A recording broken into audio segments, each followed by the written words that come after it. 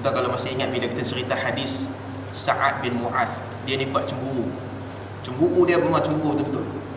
Nabi kata, ana aghyar minhu, aku lagi kuat cemburu daripada Sa'ad. Wallah aghyar minni, Allah lebih kuat cemburu daripada aku. Cemburu maknanya apa? Cemburu maksudnya hak itu tidak boleh dikongsi. Isteri cemburu maksud dia apa? Dia seorang je mesti jadi isteri, tak boleh cari isteri lain. Itu cara isteri cemburu. Apa cara Nabi cemburu? Cara Nabi cemburu adalah hak untuk meletakkan syariat. Allah lantik Nabi dan hak itu tidak boleh dipindahkan kepada orang lain. Itu Nabi cemburu. Ikut Nabi dan hanya Nabi sahaja.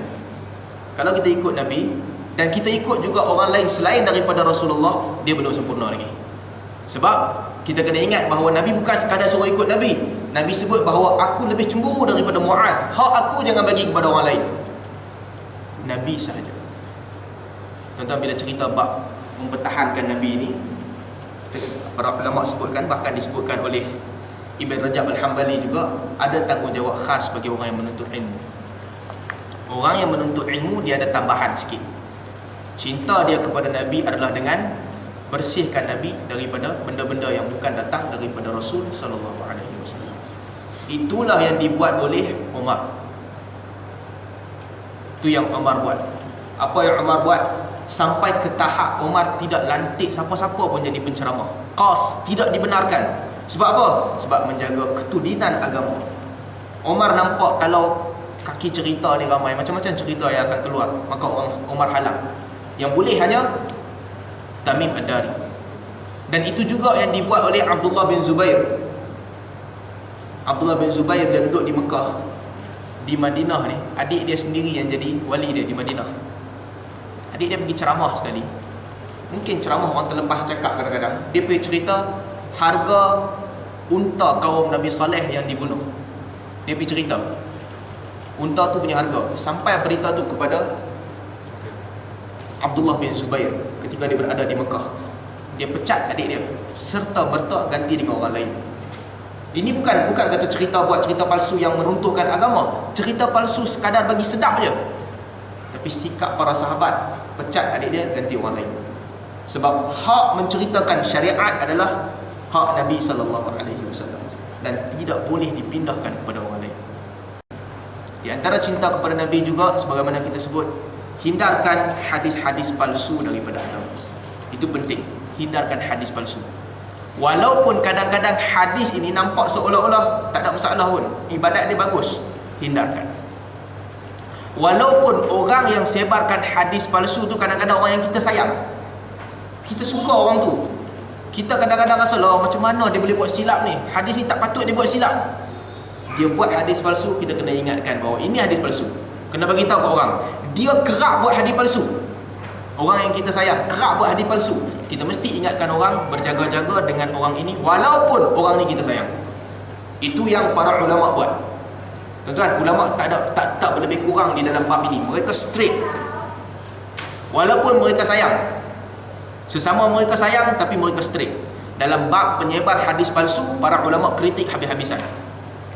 Imam Ahmad bersama dengan Husain Al-Qarabisi. Husain Al-Qarabisi ini murid kepada Imam Syafi'i.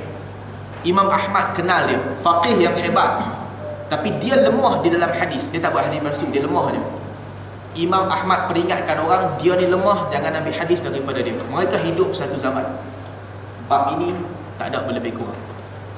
Abdul Rahman bin Mahdi, murid kepada Imam Syafi'i, dia kata, khaslatan la yastaqimu fihi ma husnul dhann.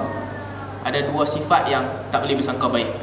Fact is fact, salah mesti sebut salah. Dua benda ni tak ada bersangka baik. Apa dia? Al-hadith wal qada. Pergi mahkamah tak boleh bersangka baik.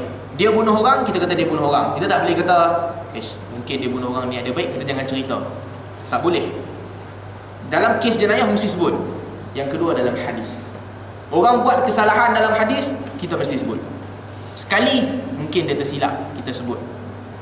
Dua kali mungkin dia tersilap juga. Kerap sangat, kita mesti ceritakan kepada orang, berhati-hati dengan si fulan bin si fulan kerana dia menyebarkan hadis palsu.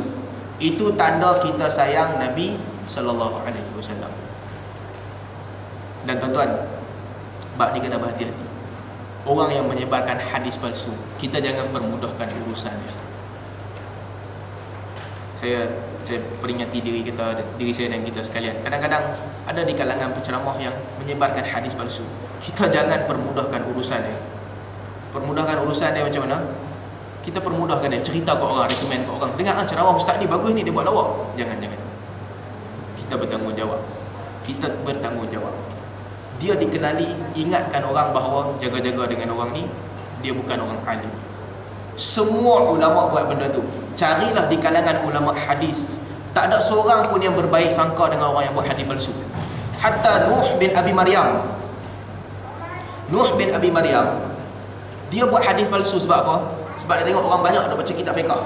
Semua orang baca kitab fiqh je, tak ada siapa baca Quran. Dia pun buat hadis palsu, fadilat surah Al-Quran.